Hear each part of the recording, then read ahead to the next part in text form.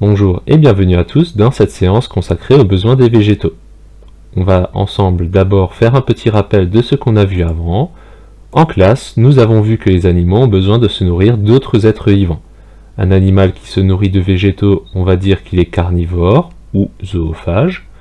Un animal qui se nourrit de végétaux, on va dire qu'il est végétarien ou phytophage. Et enfin, un animal qui peut se nourrir à la fois d'animaux mais aussi de végétaux, on dit qu'il est omnivore. Les animaux se nourrissent d'autres êtres vivants pour pouvoir construire leur propre matière organique, c'est-à-dire la matière qui va constituer les organes de leur corps. Par exemple, les muscles, les os, le sang, la peau, une coquille, les cheveux, les dents, etc., etc. Puisque nous avons vu ceci pour les animaux, on va maintenant essayer de voir ce qui se passe cette fois-ci pour les plantes. Autrement dit, savoir de quoi les végétaux ont besoin pour grandir et pour produire leur propre matière organique. Pour ceci, on a la situation suivante. Léon est un fan de tarte à la groseille que lui prépare sa grand-mère.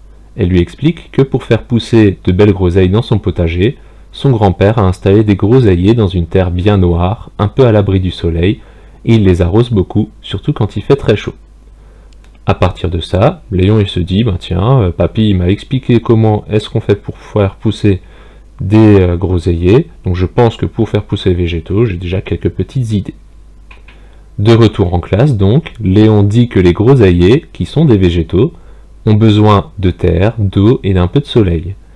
Son professeur lui propose de vérifier ceci en adoptant la démarche scientifique. Il précise que la terre contient des minéraux. Donc la démarche scientifique, on l'a déjà utilisée ensemble en classe, c'est une succession de différentes étapes qui permettent de vérifier comment fonctionne le monde qui nous entoure. Donc ici, voir de quoi une plante a besoin pour grandir. Pour pouvoir faire cette démarche scientifique, il y a une étape qui est très importante, c'est l'expérience.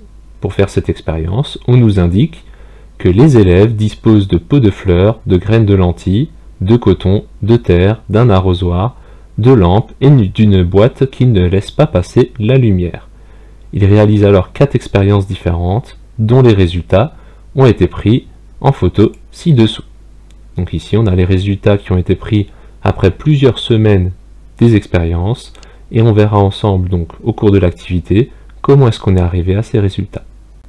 Pour retracer le cheminement des élèves, on va ensemble voir les différentes consignes qui nous ont été données. La première est de recopier les questions suivantes et la seule réponse exacte à chacune d'elles. La première question est: quel problème les élèves tentent-ils de résoudre en réalisant ces expériences? Je rappelle qu'un problème scientifique, c'est une question que l'on se pose pour essayer d'expliquer un phénomène qui se passe dans le monde qui nous entoure. Étant donné que c'est une question, je peux supprimer la première et la troisième proposition puisque ce ne sont pas des phrases interrogatives. Il ne me reste donc plus que quels sont les besoins des végétaux. Donc le problème scientifique auquel veulent répondre les élèves, c'est quels sont les besoins des végétaux. Pour pouvoir répondre à un problème scientifique, on peut déjà donner des idées dont on n'est pas encore sûr. C'est ce qu'on appelle des hypothèses. Par exemple, ici, on peut penser que les végétaux ont besoin de ci, de ça, etc. Donc, quelles sont les hypothèses qui sont faites par les élèves? Vous avez 3 hypothèses qui sont données. On va ensemble revenir à ce document-là pour voir ce qu'ils ont fait au cours de leur expérience. On nous dit dans l'expérience 1, on a mis en présence le végétal d'eau, de lumière et de minéraux. Dans l'expérience 2, on a retiré de l'eau. Dans l'expérience 3, on a retiré les minéraux. Et dans l'expérience 4, on a retiré la lumière. Je vois déjà, par rapport à ma troisième proposition, que dans aucune de ces expériences, on ne parle de dioxyde de carbone. Donc je peux la retirer. Enfin, on voit dans l'expérience 2, 3 et 4 qu'on nous parle d'eau, de minéraux et de lumière. On ne parle donc pas seulement d'eau et de lumière, donc la deuxième proposition, je peux la retirer, puisqu'on parle en plus de minéraux. Donc les hypothèses qui sont faites par les élèves, c'est que les plantes ont besoin d'eau, de lumière et de minéraux. Voici la question suivante. Quelle est l'hypothèse testée lorsque les élèves réalisent l'expérience 1 et 2? Dans l'expérience 1, on a mis la plante en présence d'eau, de lumière et de minéraux. Dans l'expérience 2, on a une absence d'eau. La seule chose qui change donc entre ces deux expériences, c'est que dans la deuxième, on a retiré de l'eau. Pourquoi on a retiré de l'eau? Tout simplement pour vérifier si la plante poussait quand même sans eau. Donc l'hypothèse qui est testée dans cette expérience 2, en comparant avec l'expérience 1, c'est si les plantes ont besoin d'eau. Ensuite, quelles expériences les élèves doivent-ils comparer pour savoir si les plantes ont besoin de lumière? Les expériences où on me parle de lumière, c'est dans l'expérience 1, puisqu'on a mis de la lumière, et dans l'expérience 4, où on a une absence de lumière. Autrement dit, je peux déjà supprimer la proposition 2, où on parle de l'expérience 1 et 3. Maintenant, pour savoir laquelle des propositions qui me restent est juste, il faut réfléchir un petit peu. Si je regarde seulement l'expérience 4, je vois que la plante, en absence de lumière, elle n'a pas poussé. Mais, qu'est-ce qui me dit que si j'avais mis de la lumière, elle aurait quand même poussé? C'est pour ça que c'est important de devoir comparer. Autrement dit, il faut que je mette à côté une plante qui a reçu de la lumière pour vérifier si elle a bien poussé. Si ça se trouve, les plantes dans l'expérience 4, si j'avais quand même mis de la lumière, peut-être qu'elle n'aurait pas poussé pour X raisons. La seule expérience avec laquelle on peut comparer, c'est l'expérience 1, puisqu'on a mis de la lumière, mais aussi les autres choses dont on pense que la plante a besoin. Une expérience, un montage plus simplement, où on met tous les éléments dont on pense que par exemple la plante a besoin, c'est un élément de comparaison, vous avez vu pour les 3 autres expériences, c'est ce qu'on appelle une expérience témoin. Dans une expérience témoin, je mets toutes les hypothèses et je retire ensuite dans les expériences 2, 3 et 4 ce qu'on va appeler des expériences test.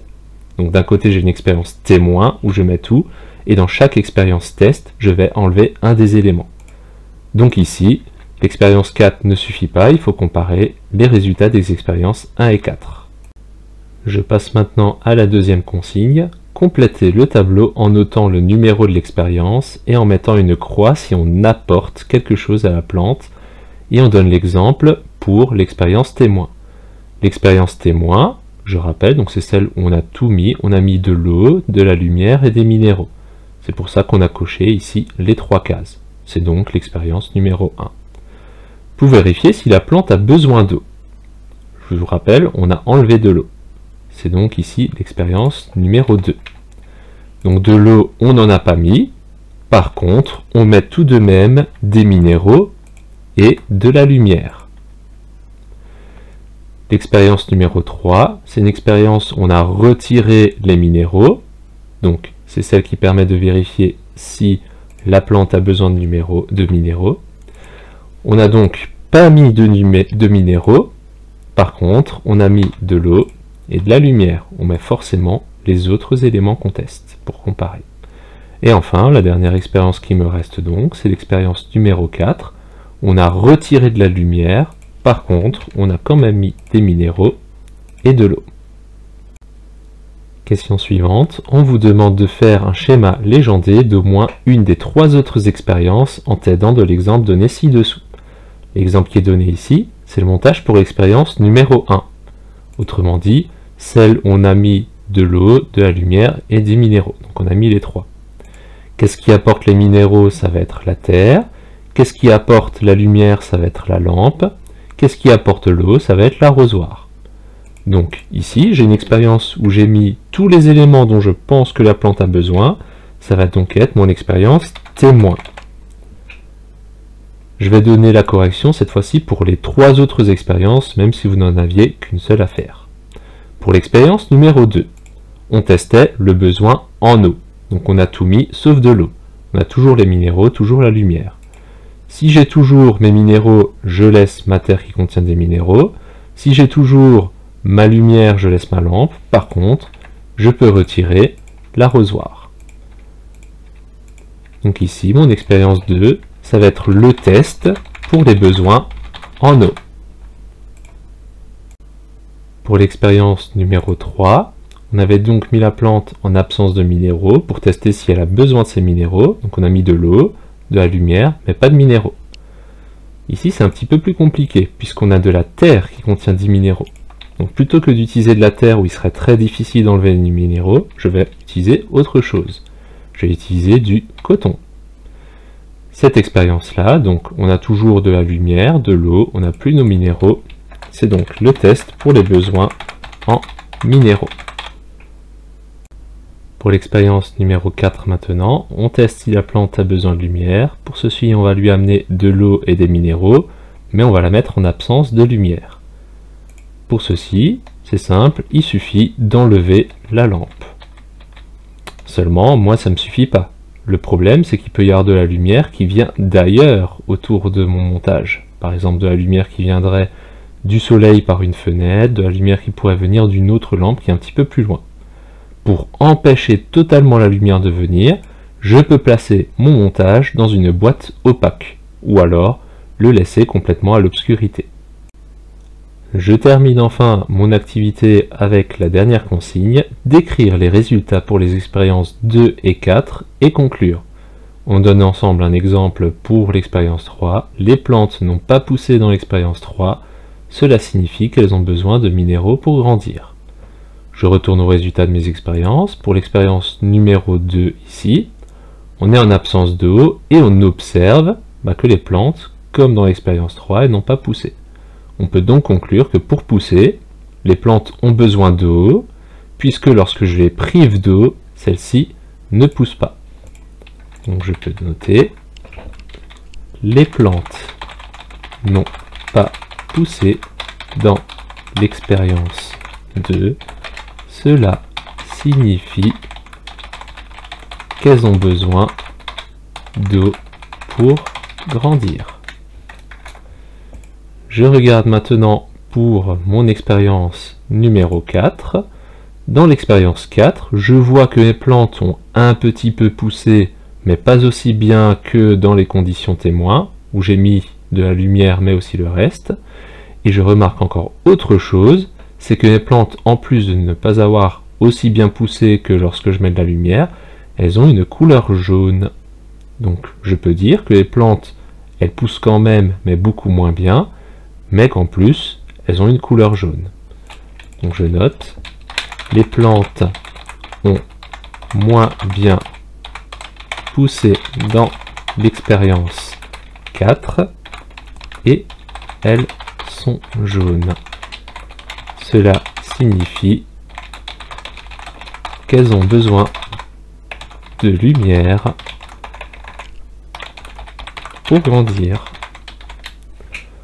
Voilà pour la fin de cette activité. Je vous remercie tous pour votre attention et je vous souhaite une bonne journée ou une bonne soirée.